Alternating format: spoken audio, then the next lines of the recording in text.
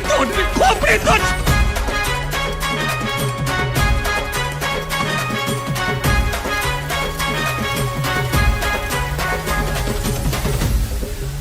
हे गणपति बापा, हम कसम खाता है करोड़ों रुपया मिलेगा फिर भी हेरा फेरी नहीं करेगा। फिर हेरा फेरी कभी नहीं करेंगे। बुझ गया ये नहीं करने का कसम का फिर भी बुझ गया, तो हेरा फेरी करने का कि नहीं करने का। आखिर राजू ने इस बार अमीर बनने के लिए कैसा प्लान बनाया है? क्या राजू लेकर आया है एक अमीर क्लाइंट को? नमस्कार दोस्तों, एक बार फिर से आप सभी का स्वागत है बॉलीग्राज स्टूडियोज में और मैं हूँ आपके साथ अनुष्का त्यागी। हेरा फेरी सीरीज जिसमें राजू, श्याम और बाबू भैया की जिंदगी में जितने भी मोड़ आते हैं हम सबको हंसाकर ही जाते हैं। और दोस्तों इस बार राजू ने अमीर बनने के लिए शॉर्टकट लेने के लिए मना किया और अपना खुद का बिजनेस शुरू किया है।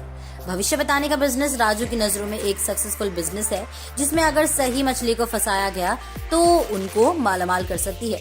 और बाबू भैया तो बस मालामाल शब्द पर ही अटक गए थे और जैसे राजू के मुंह से जो भी निकलेगा वो पूरा ही होगा।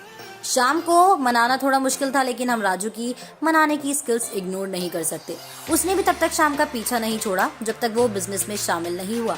हाँ दोस्तों, वो अलग बात है कि शाम ने भी मौके का पूरा फायदा उठाया और राजू से बदले में अपना सारा काम करवाया। राजू ने बाबू भैया को पीली धोती कुर्ता पहना दिया और उन्हें पूरा बाबा जी बना दिया। शाम बाबू भैया का असिस्टेंट बन गया जो अंदर आए लोगों को और साथ में बाबू भैया को भी संभालेगा। और राजू मैनेजर बन गया जो अमीर मछलियों यानी कि अमीर लोगों को यहाँ लेकर आएगा। लेकिन एक महीने बाद वो सब लोग बस बैठे हैं, आते जाते लोगों को उनका भविष्य बता रही हैं जो बदले में उन्हें 10 रुपए देकर चले जाते हैं। शाम और बाबू भैया ने बिजनेस ना करने का फैसला कर लिया था और इस बार वो राजू की बातों में नहीं आने वाले थे। दोनों राजू के आने का इंतजार करते हैं और जैसे ही राजू आता है बाबू भैया शुरू हो जाते हैं कि ए राजू, अब मुझसे ये काम नहीं होता और अब इस उम्र में झूठ बोलकर मुझे नरक में नहीं जाना रे बाबा। बाबू भैया अपनी बात बोलने में इतने व्यस्त होते हैं कि वो राजू के पीछे खड़े इंसान को देखते ही नहीं। लेकिन शाम जब राजू का इशारा समझता है तो बाबू भैया को चुप कराता है। राजू मेहमान को बैठने के लिए बोलता है और बाबू भैया और शाम को एक कोने में ले जाता है। ये क्या कर रहे हो बाबू भैया? मैं सारा दिन धूप में घूमकर इतनी मुश्किल से बिना खाना पानी के एक ग्राहक ढूंढ के लाया हूँ और आप हैं कि उसे भी भगा रही हैं।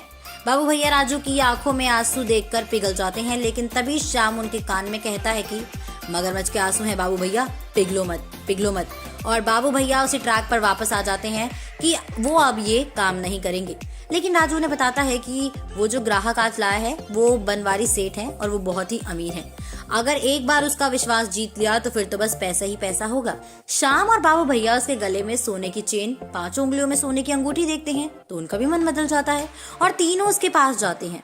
और वो जैसे ही बातचीत शुरू करते हैं बनवारी सेठ बाबू भैया की कहीं बात पर सवाल उठाता है और फिर कहता है कि वो पागल नहीं है क्योंकि उसने सब सुना है जब बाबू भैया ने झूठ बोलने के बारे में कहा था और इससे पहले कि बाबू भैया फिर से भावनाओं में बहे। शाम जवाब देता है कि क्या सेठ जी, यही तो हमारे बाबू भैया की खासियत है, वो अपनी तारीफ कभी अपने मुंह से नहीं करते हैं। और झूठ बोलने से उनका मतलब था कि कई बार जब कभी किसी का भविष्य बहुत दर्दनाक होता है तो उसे सच बोलकर परेशान नहीं करना चाहते, इसलिए उन्हें झूठ बोलना पड़ता है।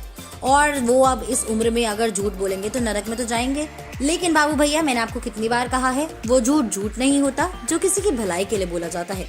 शाम की इमोशनल स्पीच जब खत्म होती है बाबू भैया की आंखों में आंसू होते हैं और राजू भी जल्दी से ऐसे ही आंखों में पानी लगा लेता है और रोने की एक्टिंग करता है। और आखिर में बनवारी सेठ भी उनकी बातों में आ ही जाता है और अपना भविष्य उनसे पूछ ही लेता है।